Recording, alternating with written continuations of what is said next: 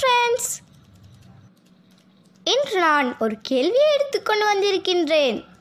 சீலாவிடம் ரூபாய் 100, ரூபாய் 50, ரூபாய் 20 நாணயத்தாள்களில் மாத்திரம் ரூபாய் 450 உண்டு.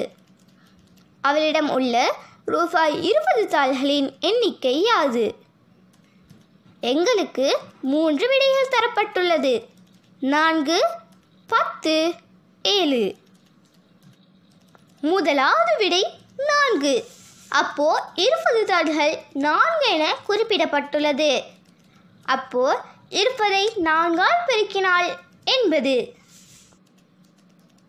சீலாவிடம் 450 ரூபாய் உண்டு.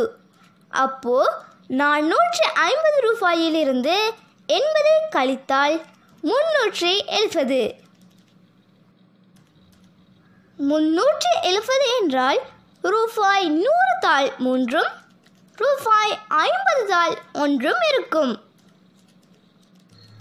ஒரு 10 ரூபாயும் இன்னும் 20 ரூபாய் விடையில் காணப்படுகிறது ஃப்ரெண்ட்ஸ். அப்போ இந்த விடை பிழை. வாருங்கள் ஃப்ரெண்ட்ஸ், இரண்டாம் விடைக்கு சென்று பார்க்கலாம். இரண்டாம் விடை 10. அப்போ 20ஐ 10ஆல் பெருக்கினால் 200.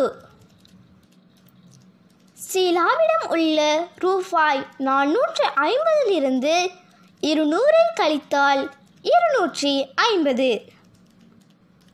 இப்போ 250இல் ரூபாய் 100 2ம் ரூபாய் 50 ஒன்றும் இருக்கிறது.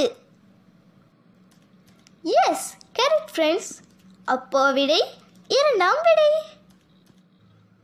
Bye friends.